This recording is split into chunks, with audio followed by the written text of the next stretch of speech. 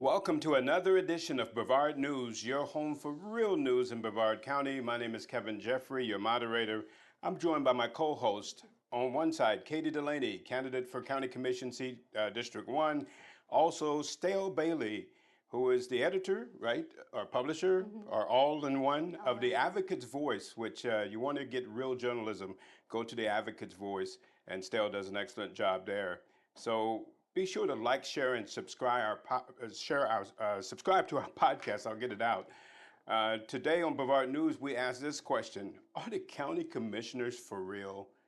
Is this really for real? What we just saw on Tuesday, this was like some reality show, and man, I looked at some of the things that were happening there, and it's hard to believe that you have county commissioners who are really in the situation that these guys are in. They are acting like children in some of the things that they've done. And so here's the issue. The backdrop is you guys go and you want to talk about the trees that were butchered over in Rockledge.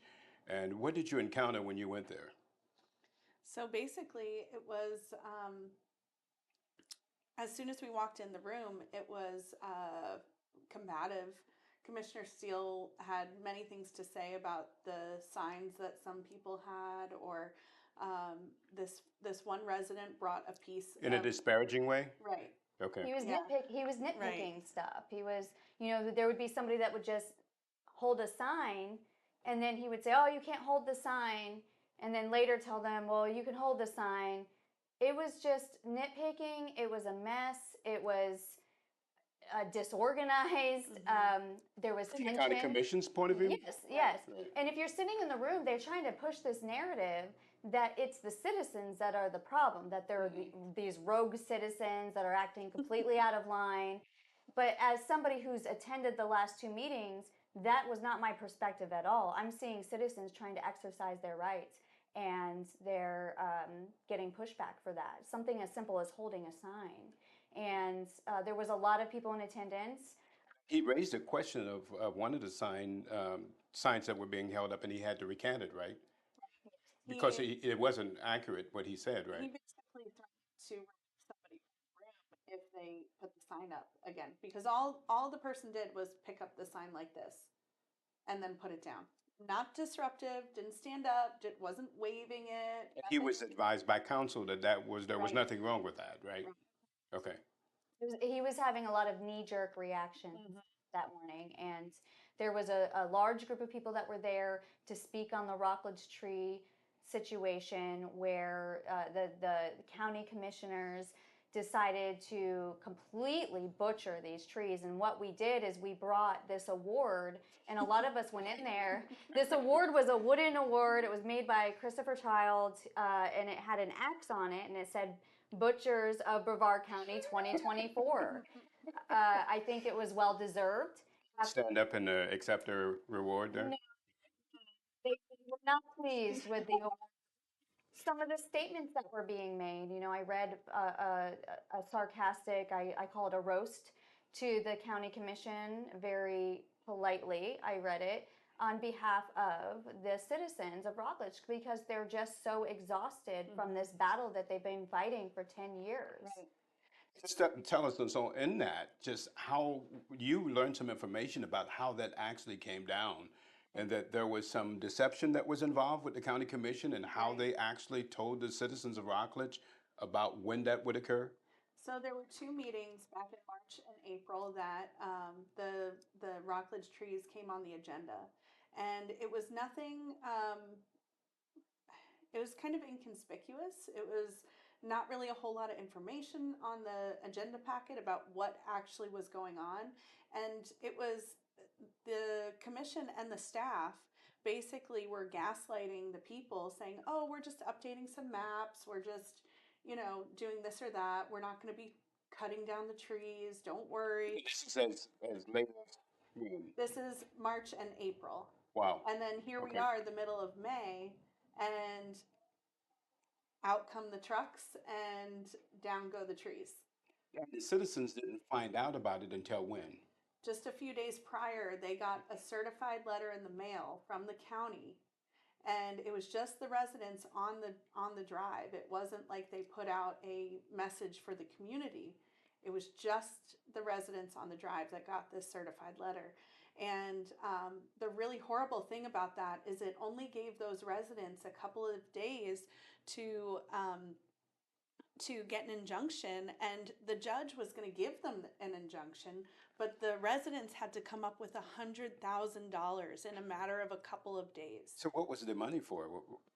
$100,000 for what? I guess it was a bond or something. I'm not 100% sure what that was for, but they to get the injunction to stick, that's what the judge was requiring. And let's be real, like these citizens should not have to go to a judge. They shouldn't have to be going through these legal battles in order to be heard and to not have something as simple as trees cut down. There should be a compromise. There should be meetings at the table. The commission should be working for the people, not against the people. Right. You would think. You would think. So why is it that the citizens did not understand that this was going to happen? So do you think that there was some deception from the county commission to hide their true intentions? And so they were just kind of running out the clock, and they knew all. Do you believe that they knew all along when they were going to go and cut down the trees? But they had said that they weren't going to cut, right? Okay, they were going to trim it. What do you think of when somebody says, I'm going to trim the trees? But when I trim my trees, it's like little bitty branches taken. That's just me. But this, as you saw, it was not a trimming, it was a butchering. You know, About a dozen trees that they actually cut the entire tops of the trees off. And I went there last weekend, and it's devastating. It looks like a graveyard. I mean, when you go down Rockledge Drive now, it's the whole street is just different, and people used to go there to exercise. There were special needs groups that would go there because it was helping children with autism. Just the peacefulness of being by the river and under the canopy and all of that.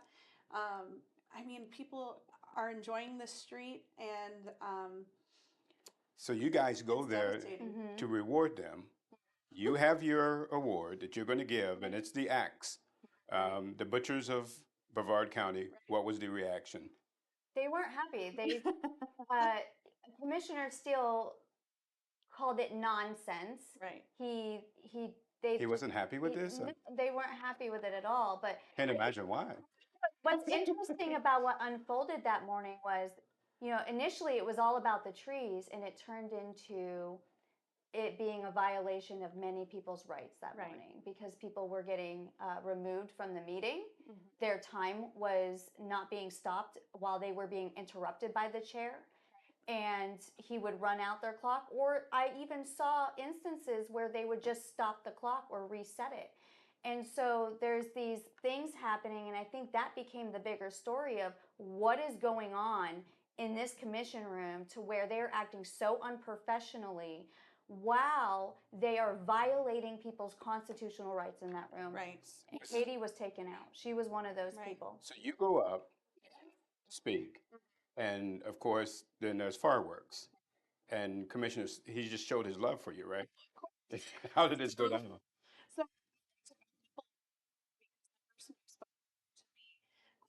there were these two guys who came, and they were nicely dressed, like totally professional looking, didn't attack the commission by any means, regardless of if you agree or disagree with what they were speaking about. They still had the right to speak, and the commission, like Stell said, cut their time, interrupted them multiple times, and they both actually got removed from the meeting as well. Under what means? What was the reason for why they were removed? There's a policy, and they said what they were talking about did not pertain to Brevard County. They were talking about... That gets you removed from the meeting? They say that they can stop your time. They can stop you from speaking if it's not relevant. How do you get removed from a meeting? Well, what happened was he did argue. So here's, if you back up, first of all, that he interrupted them. So how did he know if it was relevant to Brevard County? The first young gentleman who spoke on the same type of topic, which was the space industry. And then the second young gentleman comes, and then he gets his time interrupted. And then he goes to the attorney. The attorney says, we have this policy that says that has to be relevant. We don't have any control with what the space industry does, which he argued. The young man very professionally and respectfully argued why it pertained to Brevard County and what their role was in this topic he was discussing. And they did not want to let him finish. And then when he told him he could go sit down, his time was still running, and he said, "Thank you for violating my First Amendment right today, sir." And that's what got him removed. Right. Really? So then the deputy comes up Right. and escorts him out of the meeting? Right. Okay. Well, So- they willingly left because they didn't want to get physically removed, Okay. you know. But Commissioner Steele made it very clear they were to leave, and the sheriff's deputy came up and didn't physically touch them and remove them, but ushered them out. This is troubling. It is. Right. So then what happened with you? So then Well, I go up to speak. Before she goes up, we have to touch on the fact that before she got up during the break, there's Right. a lot of things happening during the breaks at this county commission, meaning that people aren't seeing on the TV. The cameras are off. The cameras are off. And so this is just one instance, but I have to bring this up before you tell them what happened to you. The county attorney approached Katie while she was sitting and stood over her in what appeared to be a clear intimidation tactic and was telling her what she could or could not say when it was time for public speaking. That is troubling as well, and I was able to capture that on my body cameras. So what did he say to you, Katie? So the county commission came up with this new policy, which they will not produce to us. We asked for it in a public record, and they will not produce it to us. And they supposedly revised their public comment portion policy that candidates cannot campaign at the dais, which is fine. My argument is me announcing who I am is not campaigning. Anybody who goes up to the dais, if they say work for, any company, they go up and they say, I'm the president of such Well, and and such there's company. been situations like when we were at the meeting a couple of months ago where you had the mayor of Cocoa Beach come in. Is he not to say, I'm the mayor of Cocoa Beach? This doesn't make any sense. And so are they making this up on the fly? Basically. They're choosing and picking who they try to censor. They're Right. censoring specific people that appears that they do not like or do not want having a voice at that Right. podium. And Right. speaking of, Katie goes up Right. there and she starts speaking. And as somebody in the audience, by the way, it takes everything in me not to speak up on behalf of people who I see their rights are being violated right in front of me. And she spoke professionally. And one of the things I'm noticing is the commission is not taking criticism well at all. Right. Surprise, surprise. Surprise. Well, that's what happens when you have arrogant people. They really can't take criticism. So you're up there and you're talking. What happens? So a couple of meetings ago, Commissioner Steele, he made this rude comment to me as I was coming up to the podium. Something along the lines of, "Oh, Katie, you're being such a good, quiet girl today." And at the time, I was just so taken aback. I didn't have anything to say at that moment, but I really thought about it over the next couple of weeks. And I thought back on how he talks to the citizens in these meetings as they approach the dais, as they leave the dais, and just in general, his speech to the public. And I felt convicted between what happened to me, what I witnessed with other people, and this whole Rockledge tree situation. I felt convicted to talk to the commission about we the people don't feel heard. And the reason why they're getting people from the public coming up to the podium and they're upset or enraged or have a lot of emotion towards them, it's because we feel like our communities are being violated. We're not being listened to. Our taxes are outrageous. We're spending all of this money on property taxes, yet the county commission... Shut up and just pay your taxes. Right. county commission sits up there and says they're too poor to pay our firefighters, but they can give $5 million to Brightline or $500,000 over budget to the justice. Do you think it's More because justice they are elevated on that podium and they're looking down on people? I always thought that that's kind of crazy, right? Should that be a level? Because it really is a subtle thing, but it makes a difference. Okay, I digress. Finish. Just said to the commission, if you want this to change, you have to be the leaders. You have Correct. to change. Correct. You have to listen to the public. You have to respect the public. If you want respect from us, you have to show respect to us. Respect is earned, and they are there as servants. And so it's not our job to show them respect.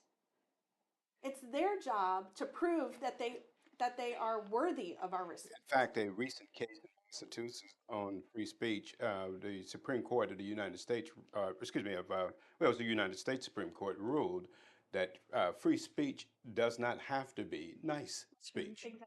right? And that's a fact.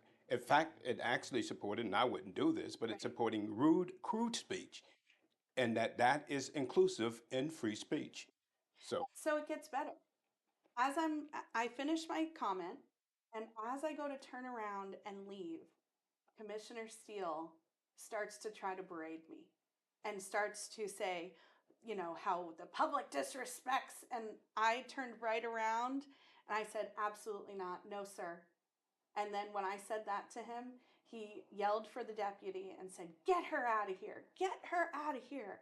And so it sounds like some kind of movie. And And it was so bizarre. I just have to reiterate that sitting in that room while this is all unfolding is so much more different than what's happening on your TV screen. You get a feel for the ambiance. You don't. And they're trying to paint a totally different picture of what's really occurring in that room.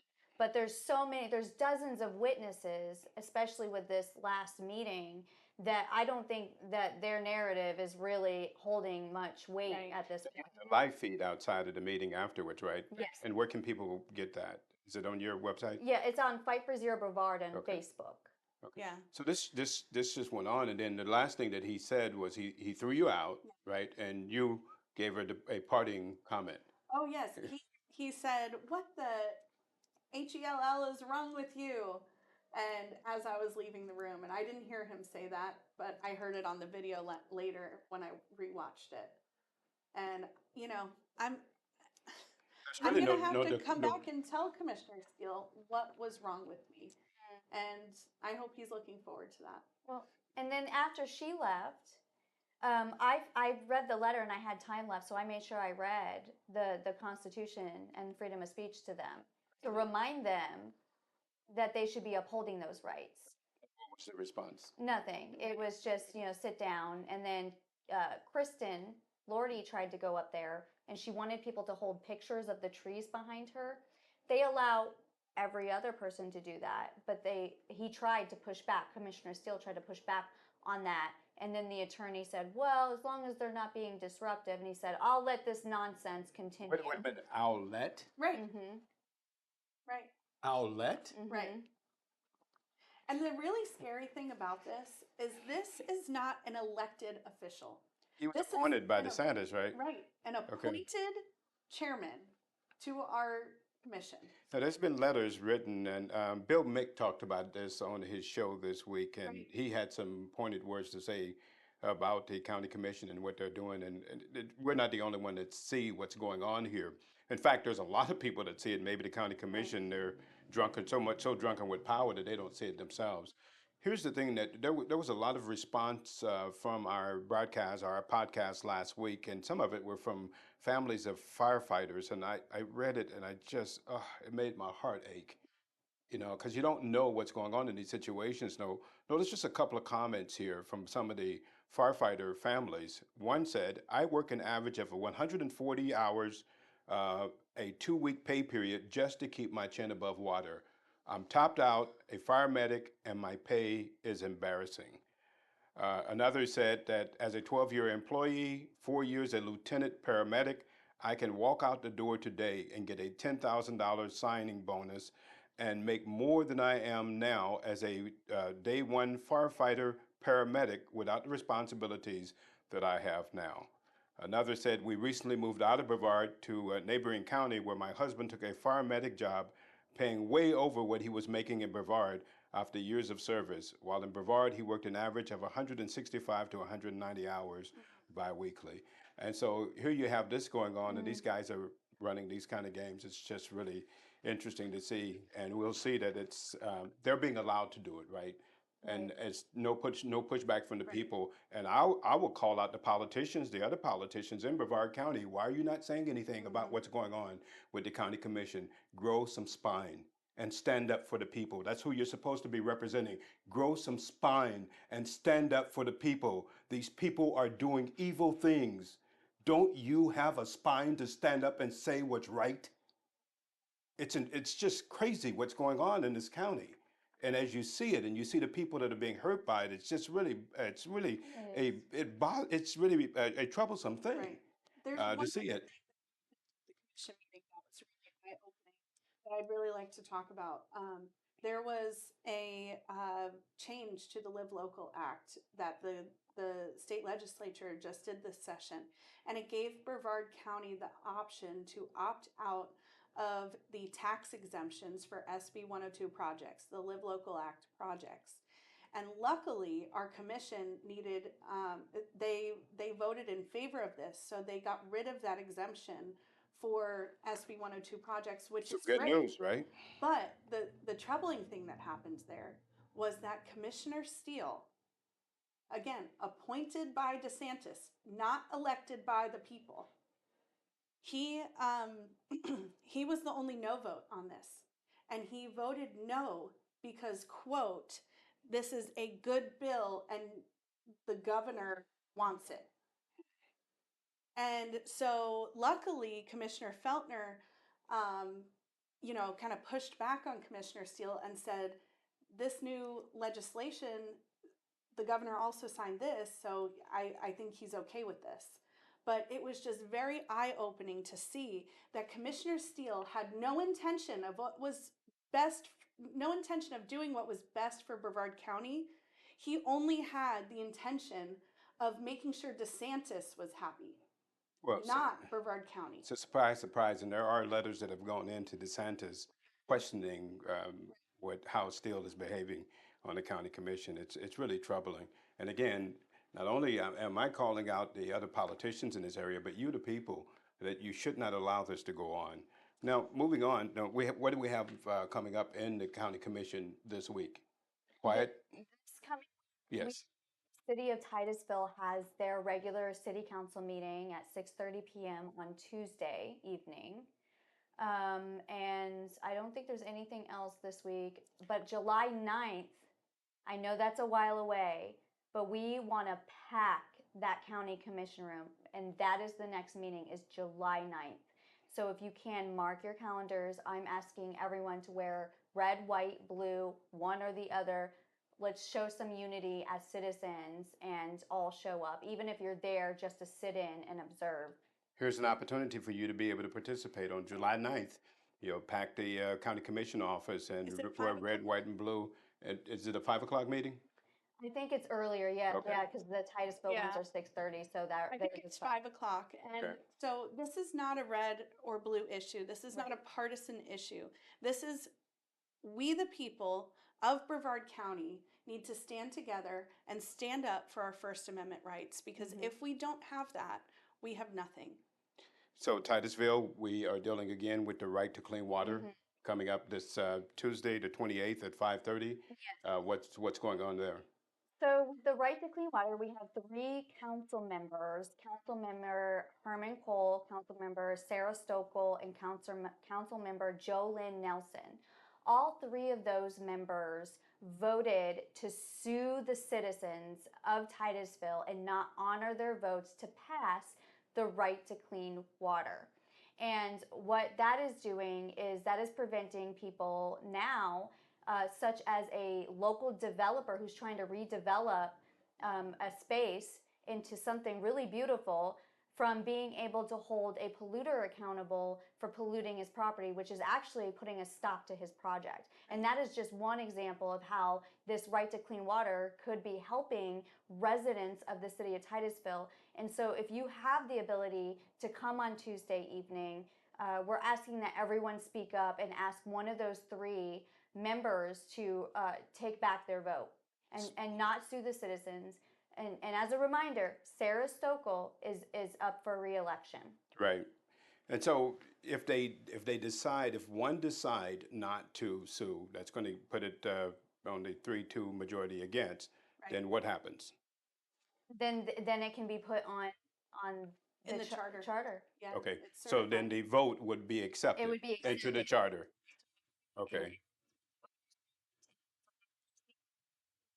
Citizen go there and say, I don't want clean water. right. But now they're trying to use some fear mongering tactics. They're saying that, that, well, our city's going to go bankrupt. There's going to be a bunch of rogue attorneys filing Not anymore than lawsuits. what you've seen already. So my question is why would the city of Titusville be so concerned about lawsuits? Are they polluting? Because this right to clean water is about holding the polluter accountable. So if they're not polluting, then why are they concerned? Well, you wouldn't think that they would be, would you?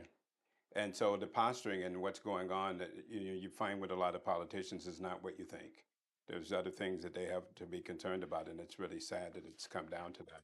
This project that is getting halted because of this pollution, I mean, it's something that the whole community has been dying for as long as as long as I've lived in North Brevard. I mean, it's the Searstown Mall, right? Yes. Right. Yeah. It is. So redeveloping that Searstown Mall would be transformational for the city of Titusville. And that poor guy, he's been going through all kinds of Right.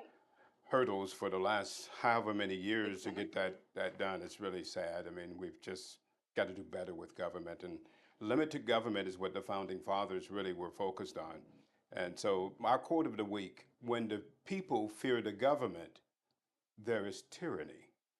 When the government fears the people, there is liberty. And that is written by Thomas Jefferson. And you can see in this situation, I hope you're not fearing the government, because you are the government. The politicians should fear you. Now, my 2 cents. As a delivery driver for FedEx, I encountered a Marine once, and he met a woman in Germany. And this woman in Germany was really interesting. He wanted to find out from her. She grew up under Adolf Hitler. And so he quizzed her about what was he like? What was it like growing up under Adolf Hitler? And the woman said to him, he was a wonderful man. It's a shame those evil things they made him do. And the Marine was shocked that she said this. Well, you know why? There's many excuses given as to why government officials lord it over people.